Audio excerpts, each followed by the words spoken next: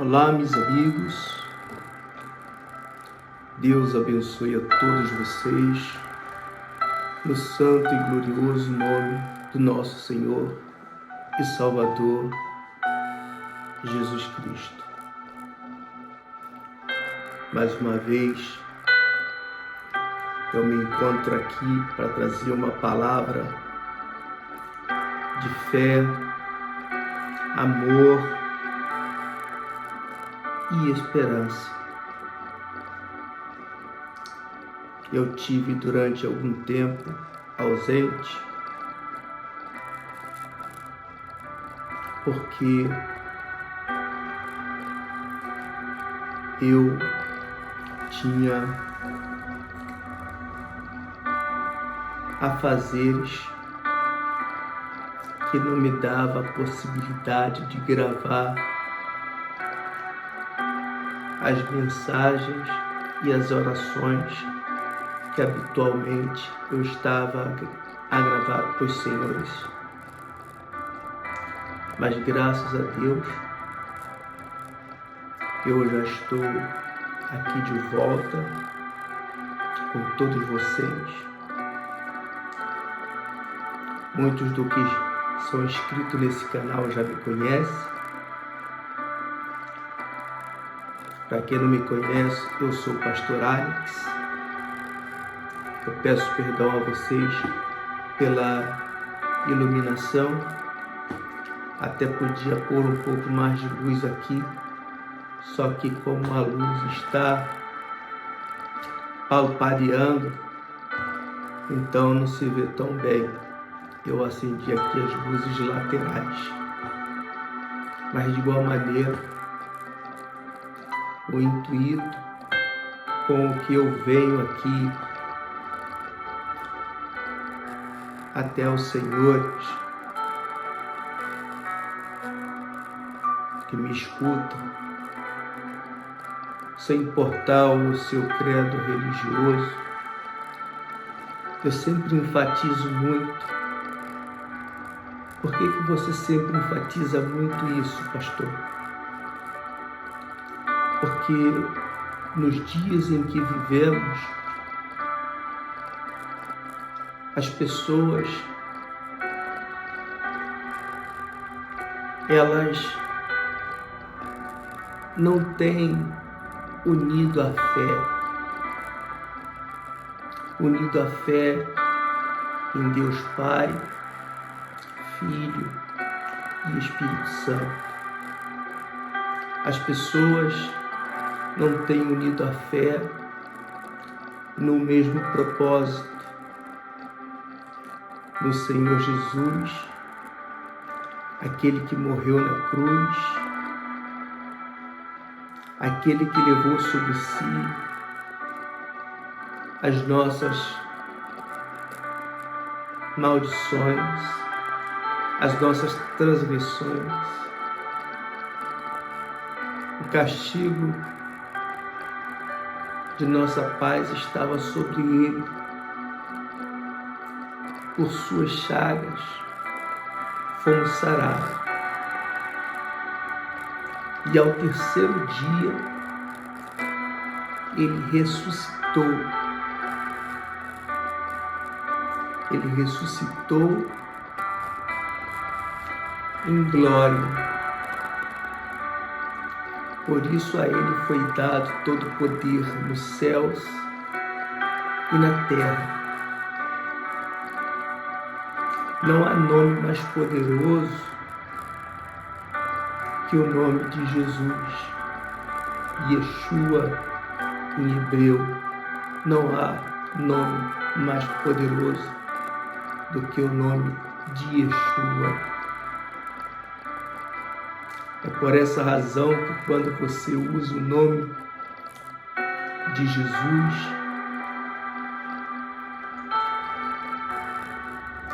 toda pessoa que estiver possuída por um espírito, por um demônio, o demônio é obrigado a abandonar aquele corpo. Mesmo que aquela pessoa não tenha comunhão com Deus, mesmo que aquela pessoa não tenha uma unção, mesmo que aquela pessoa não tenha consagrado a vida dela. Mas se ela usar o nome de Jesus com autoridade, aquele espírito imundo, ele vai bater em retirada, porque a esse nome foi dado todo o poder nos céus e na terra. Porque ele venceu a morte. E ele disse que todos aqueles que crêem nele fará obras iguais ou maiores que a dele. Eu vim aqui nessa noite pedir aos senhores que façam uma reflexão da sua vida. Eu tenho observado, como eu disse, que as pessoas têm lutado ou entrado em conflito por uma religião.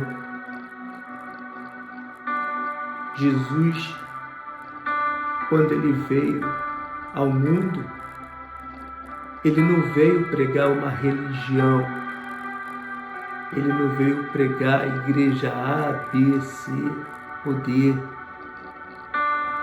Jesus, quando veio ao mundo, ele veio para salvar aos seus escolhidos. E até os seus escolhidos o rechaçaram.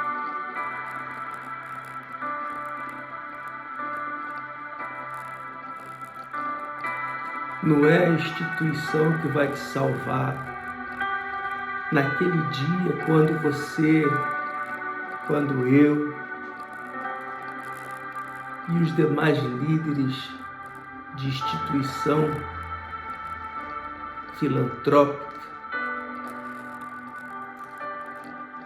quando eu digo instituição filantrópica, estou referindo-me a igrejas físicas. Estou a falar de paredes, templos feitos por mãos de homens. Naquele dia, Deus, com o seu advogado, que é Jesus, não vai te julgar porque você era da igreja A ou porque você era da igreja B.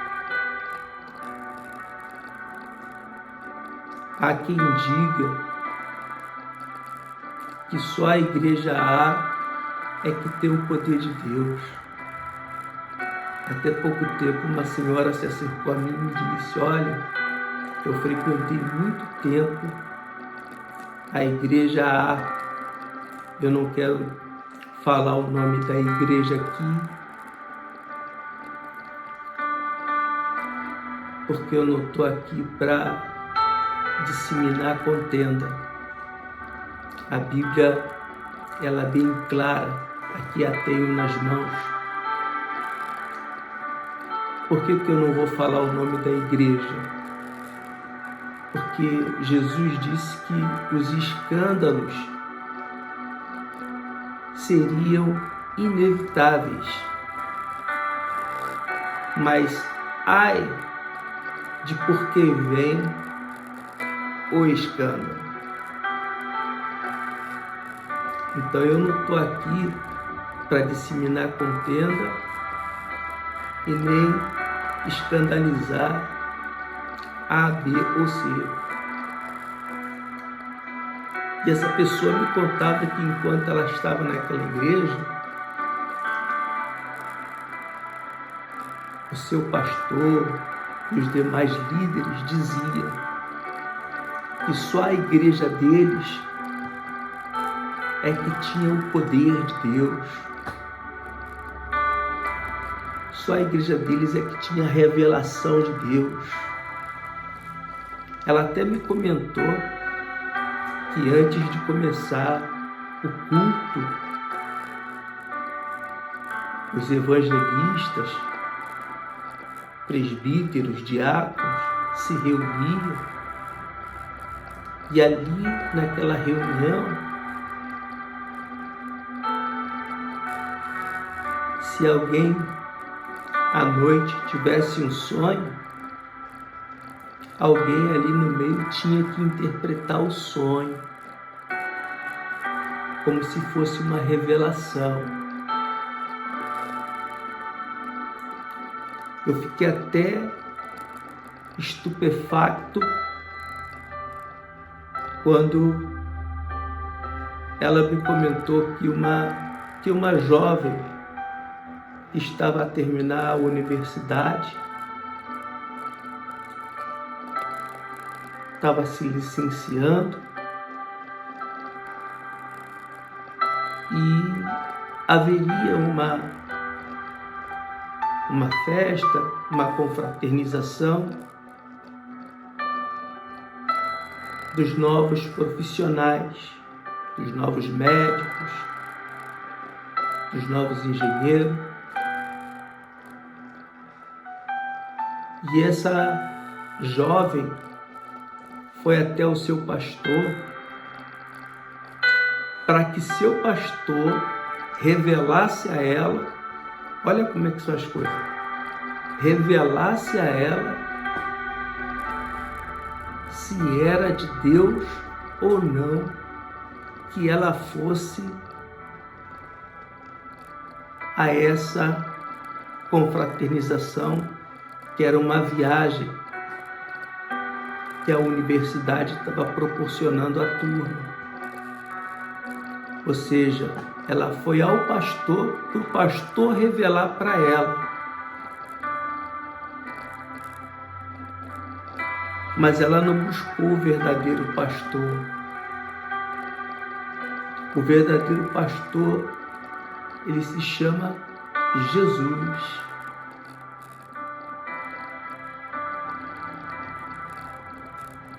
Porque se a pessoa vai buscar uma revelação daquele pastor, e se ele estiver na carne, ou se ele não tem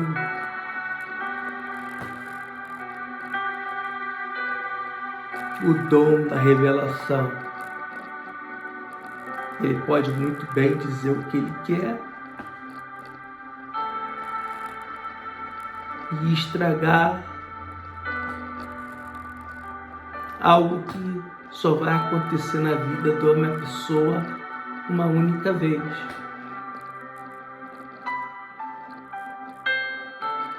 Não sei se vocês me entendem o que eu quero explicar. É por isso que eu sempre enfatizo muito que a religião não salva ninguém. Quem salva é o nosso Senhor e Salvador Jesus Cristo. Não foi o pastor que derramou o sangue lá na cruz, o pastor da igreja A, da igreja B, da igreja C. Eu podia falar nome de igreja aqui, podia falar, mas como eu não quero que me malinterpretem, então eu digo A, B ou C.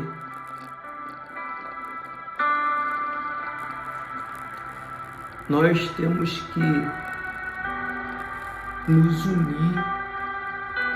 A Bíblia diz: quão bom que os irmãos vivam em união.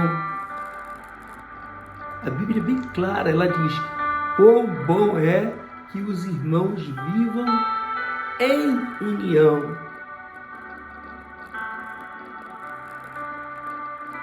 Em nenhum lugar da Bíblia está especificando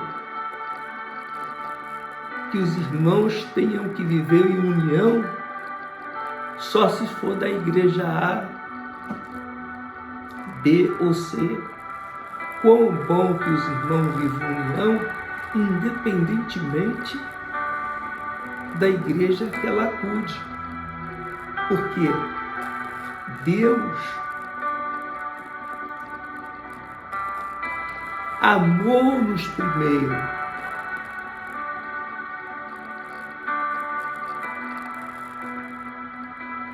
Nos amou primeiro a ponto de dar o seu primogênito, a sua primícia.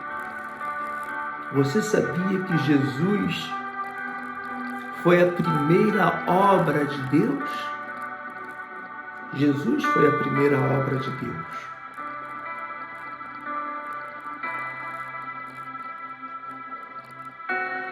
E a vontade dele é que todas as igrejas vivam em união,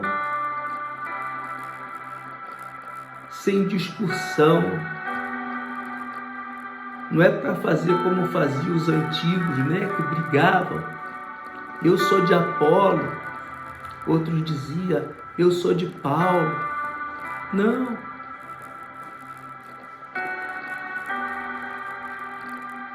Eu sou de Jesus. Eu aceitei Jesus como meu Salvador. Eu aceitei que não há outro como Ele. Só Ele pode mediar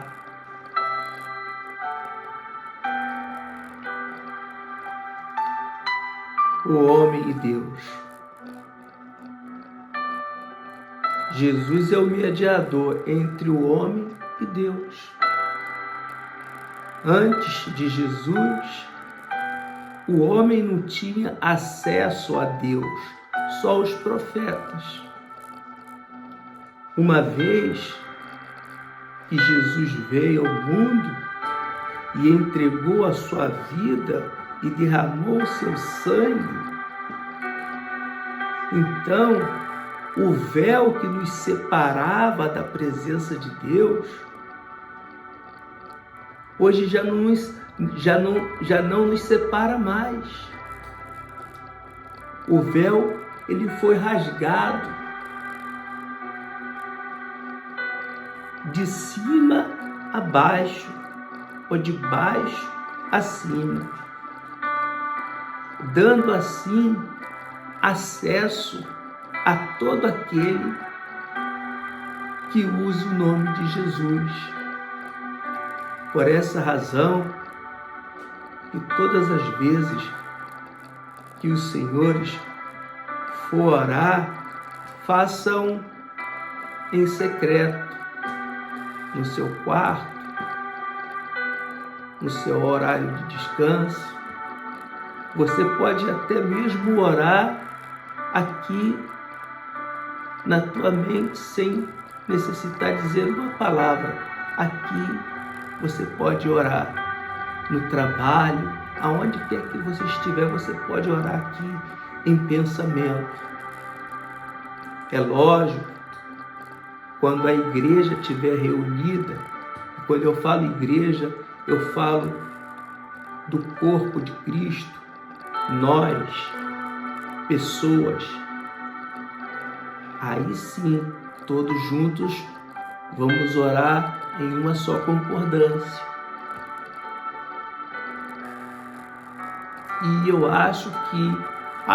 tenho certeza, que se todas as igrejas se unissem nesse propósito, nós ganharíamos mais almas para Jesus. E hoje a dificuldade de ganhar mais almas para Jesus é grande a causa de muitos pregadores, a causa de muitas denominações ou instituições que vacina as pessoas contra a igreja. Muita gente não vem à igreja, muita gente não quer se converter porque acha que ser cristão ou evangélico é ser fanático, porque ensinaram tudo errado àquela pessoa. E eu digo que ensinaram tudo errado porque eu estudei, eu sei o que eu estou falando.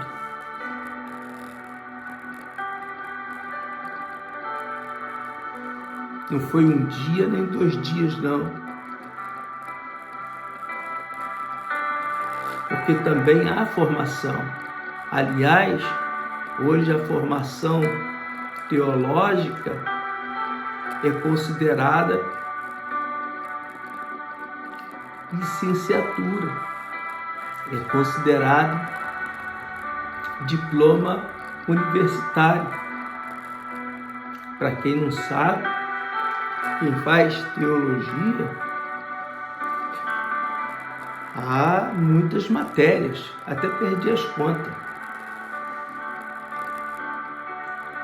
E é muito mais profundo ainda, porque nunca se deixa de estudar, principalmente quem conhece Israel. Lembra que eu prometi aos senhores que eu ia a Israel? Ainda não fui. Não fui, mas não foi porque eu não quis ir. Eu não fui porque surgiram situações que me impediram que eu fosse até lá. Mas eu creio, tenho fé que eu vou chegar lá e vou gravar lá para todos vocês. Lá na Terra Santa, eu vou mostrar coisas para vocês e vou explicar coisas que talvez você nunca haja ouvido.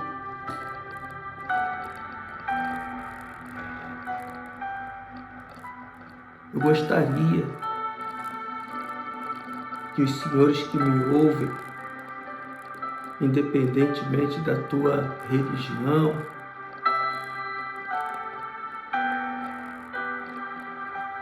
que o senhor ou a senhora, você jovem, entrasse nesse canal e deixasse aí o seu like, o teu joinha, que nos ajuda muito. Não deixa somente o like. Mais importante é que você vá lá naquele botãozinho vermelho e se subscreva. Se subscreva no canal, ative o sininho de notificações para que todas as vezes que eu publicar uma mensagem, uma palavra à luz da Bíblia, você seja notificado. Eu não sou o Anderson Nunes, não sou o Tirulipa, não sou nenhuma celebridade.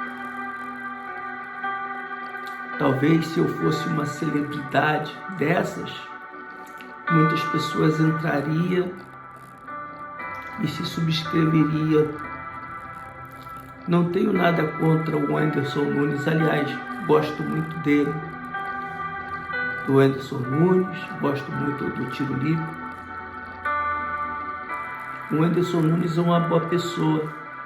Até bem pouco tempo ajudou ao Popó até o reconhecimento que ele merecia, porque foi o maior e é o maior boxeador da história do Brasil. Se não me equivoco, ele conseguiu unificar 4 cinturões. Sabe o que é isso? 4 cinturões.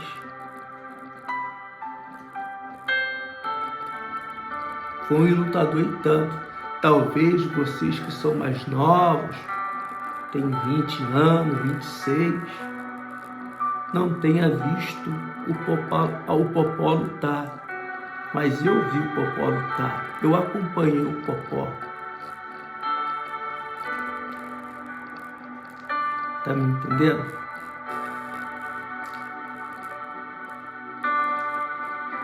Então, ele é da época em que não havia smartphone, não havia internet, não havia YouTube, TikTok. É por isso que ele não era reconhecido. Mas o Whindersson Nunes, que era um grande fã dele, achava uma grande injustiça.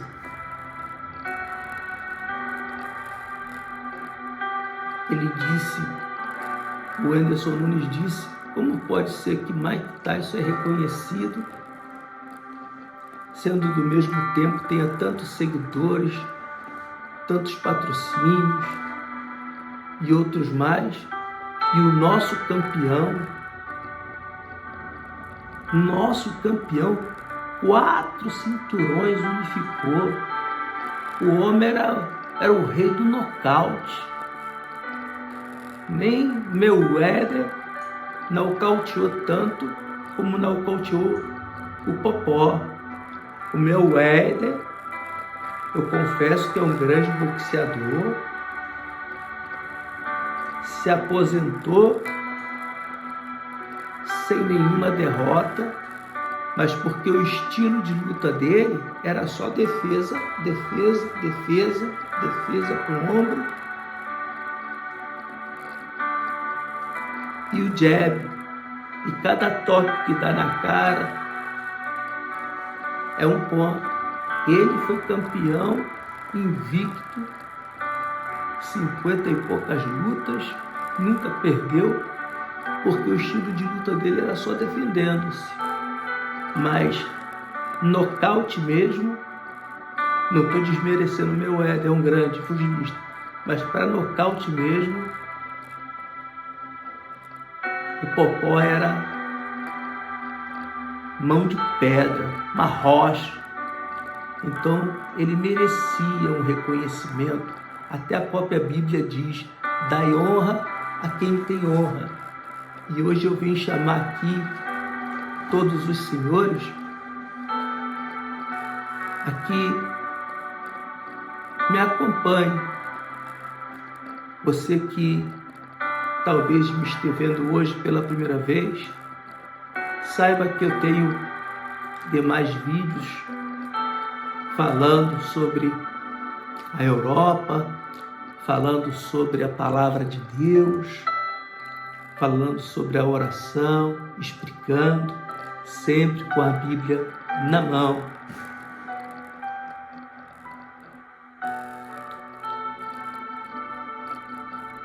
Sem importar a religião.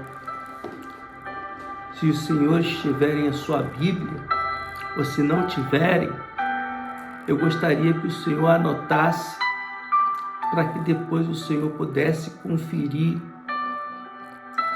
em vossa Bíblia se é que é verdade que eu vou ler aqui. No livro de Eclesiastes, no capítulo 12, versículo 10, diz assim, veja o que diz o título: todo o dever do homem consiste em temer a Deus e em guardar os seus mandamentos. Eu vou repetir para que você entenda. Todo o dever do homem consiste em temer a Deus e em guardar os seus mandamentos. não tem que temer ao diabo, porque o diabo é derrotado. Não tem que temer aos demônios, porque são derrotados. Não tem que temer à enfermidade. Não tem que temer a nada, porque Cristo, Ele levou sobre si toda maldição, toda transgressão, castigo que nos traz a paz estava sobre Ele, e por suas feridas, suas chagas, fomos sarados. Jesus, Deus Emanuel, Samuel Eli, ou Samu Eli, como diz. Samu Eli significa Deus. Hashem também significa Deus. É hebreu, pessoal. Hashem significa Deus. Samu Eli significa Deus. Adonai, Elohim, Jafé, Rafá, Shalom.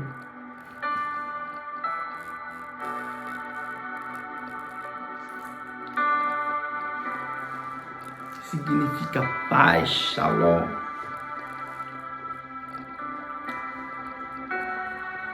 O versículo 10 diz assim: procurou o pregador achar palavras agradáveis, e o escrito é a retidão, palavras de verdade. As palavras dos sábios são como aguilhões e como pregos bem fixados pelos mestres das congregações, que nos foram dadas pelo único pastor. Observe que aqui a palavra pastor está em letra maiúscula. Toda vez que você estiver lendo a Bíblia e encontrar a palavra pastor em letra maiúscula, está referindo-se ao Salvador, Jesus. Aí sigue no versículo 12: e, demais disso, filho meu, atenta, não há limite para fazer livros, e o muito estudar enfado é da carne. De tudo o que se tem ouvido, o fim é: teme a Deus e guarda seus mandamentos, porque este é o dever de todo homem. A Bíblia é quem diz que é dever de todo homem. Qual é o dever de todo homem? Temer a Deus. Você quer ser uma pessoa bem-aventurada? Você quer ser uma pessoa abençoada no que faz? Pois então, tema ao Senhor. O princípio da sabedoria é o temor a Deus. Se você, minha irmã, meu irmão, jovem, temer a Deus e guardar os seus mandamentos, você vai ser um vencedor. Você não vai ser vencedor porque entrou num templo e deu uma quantidade em dinheiro. Você não vai ser um vencedor porque você entrou num templo e doou algo, ou porque você separou o dízimo. Não. Você vai ser vencedor se você tiver o dever que é uma obrigação, que é guardar os mandamentos e temer a Deus, independentemente da sua religião. Por isso foi que eu disse no início: quão bom seria que os irmãos vivessem em união. Quão bom seria que os irmãos vivessem em união. Não importa se é da Assembleia de Deus, não importa se é da Igreja Batista, não importa se é Testemunhos de Jeová, não importa se é da Igreja Metodista, não importa se é da Igreja Maranata, se é da Igreja Mundial, se é da Igreja Universal, não importa se é da Igreja Católica.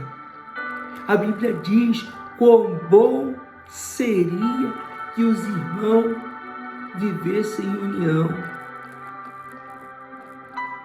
É uma pena que eles só buscam unir-se. Eu estou dizendo por mim e pelo que eu vejo. A Bíblia diz: quão bom que os irmãos vivam em união.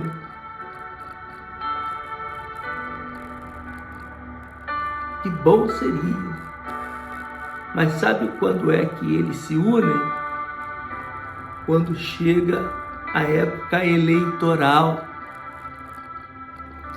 Até a igreja A, que não falava com a igreja B, supostamente o líder A não falava com o líder B, e nem falava com o líder C. Eu já vi até insultos entre pastores, entre bispos, entre presbíteros, diáconos, discutindo de quem é certo e quem é errado, quando a Bíblia diz que Deus é Deus do fraco e do forte. A Bíblia diz que quem come para Deus. E diz que quem não come também o faz para Deus. Assim que Deus é Deus de todos, tanto de quem come como de quem não come, tanto de quem bebe como de quem não bebe. Por isso está escrito que Ele nos amou primeiro. Ele não amou primeiro os que tinham uma religião. Ele amou primeiro a humanidade. Ele amou você, que talvez não vá a nenhuma igreja, talvez não tenha nenhuma denominação, talvez seja kardecista, espiritista, ubandista, candomblecista. Tampouco estou aqui para te julgar, porque Deus te amou primeiro. Ele amou o homem primeiro. E por amor ao homem foi que Ele entregou o Filho dele, Jesus, para que todos aqueles que nele creiam não pereça, mas tenha vida eterna. E independentemente da sua religião, não tenho nenhum problema de ser seu amigo.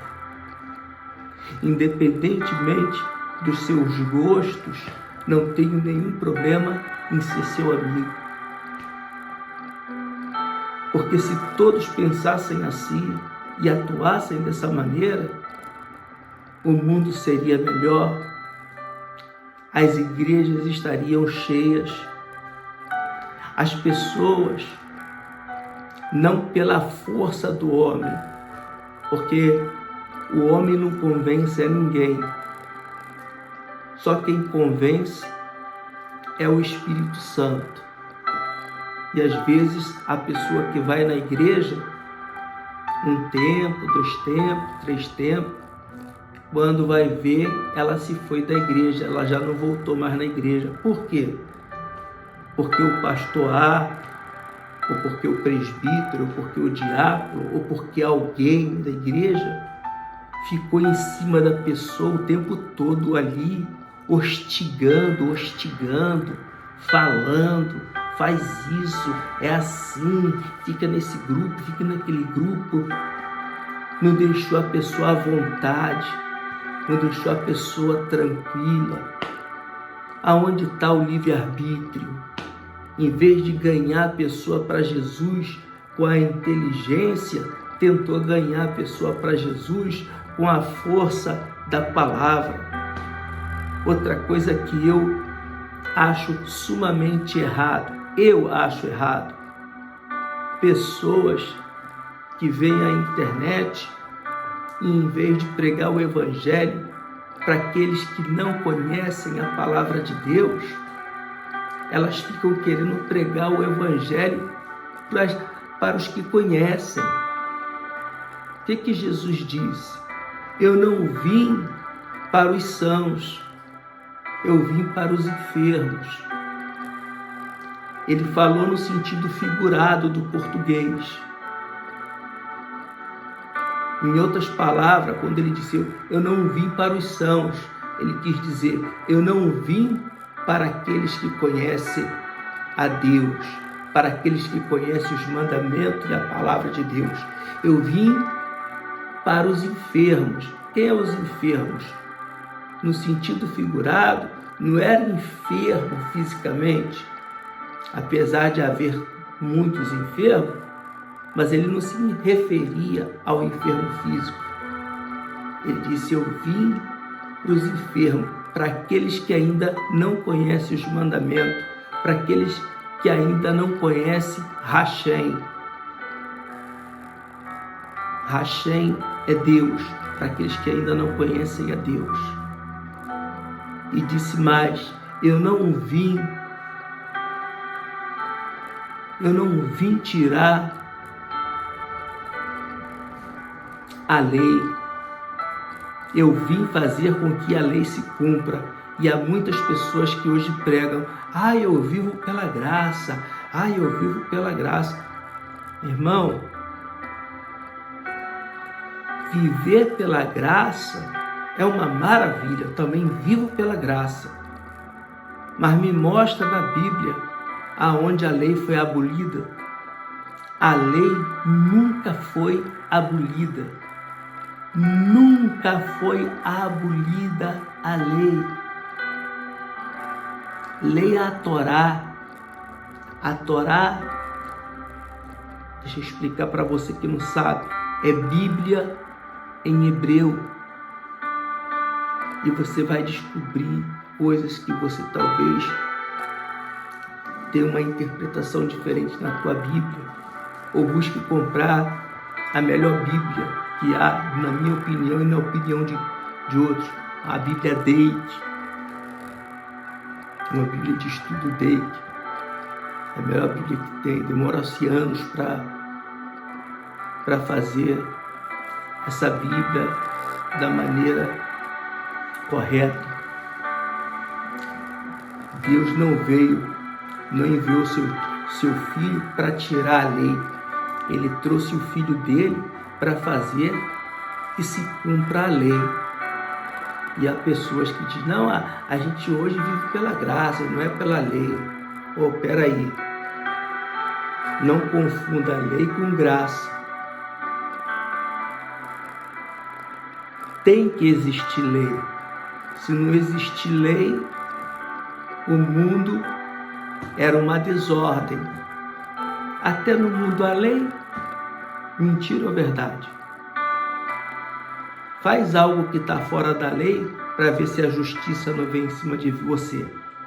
Faz algo fora da lei para ver se a polícia não bate a sua porta. Está entendendo o que eu quero explicar? Jesus não veio abolir a lei. Ele veio fazer com que a lei se cumpra. Abra os olhos, leia a Bíblia. Se não entender, leia de novo e leia de novo. Não fique querendo tirar conclusões ou querer resposta de outras pessoas, porque talvez a pessoa que você busca para te ensinar nem sequer estudou, nem sequer tem uma formação e um discernimento bíblico para te passar o significado daquilo que Deus deixou escrito aqui. E de pronto, essa pessoa eu não a condeno, porque talvez ela, com muita boa intenção, pode fazer você cometer um erro inocentemente. Uma coisa é a pessoa cometer um erro inocente e outra coisa é a pessoa cometer um erro premeditado. Eu já falei sobre isso. O erro inocente é aquele que a pessoa faz e não sabe que é errado. Mas o erro premeditado é aquele que a pessoa diz assim, ela sabe que é errado e diz assim, não, eu vou fazer isso aqui hoje, eu vou fazer aquilo, tal, mas depois eu peço perdão e está tudo bem. Isso é um pecado premeditado, é um erro premeditado. Não se esqueça, pode passar um dia, 2 dias, 3 dias, você até vai se esquecer que errou. Mas não se esqueça que tudo aquilo que você plantar, você vai colher. Tudo aquilo que você semeia, você vai colher. Pode passar 1 tempo, 2 tempos, 3 tempos. Quando você estiver passando por uma dificuldade, uma tribulação, e estiver chorando, por que está acontecendo isso comigo? Aí você vai lembrar, eu fiz isso lá atrás. Fiz sabendo que era errado, mas é assim. Uma coisa é você errar inconscientemente, sem saber que está errando, e outra coisa é você premeditar o pecado, que é a pior coisa que existe. Amém, pessoal? Guarde essa palavra no seu coração. Deus vos abençoe. Aqui já é um novo dia, praticamente. Amanhã eu volto com todos vocês. Amanhã não, mais cedo, porque já é madrugada, mais cedo eu volto com vocês, trazendo uma palavra de amor, fé e esperança. Não esqueça, hoje eu li Eclesiastes, capítulo 12, do versículo 10 em diante. Deus vos abençoe a todos, no nome do nosso Senhor Jesus. Um beijo para todos vocês. Não esqueça de subscrever-se nesse canal, ativar o sininho de notificação, é muito importante, e deixar seu like. Deus vos abençoe a todos. Uma boa noite. Tchau.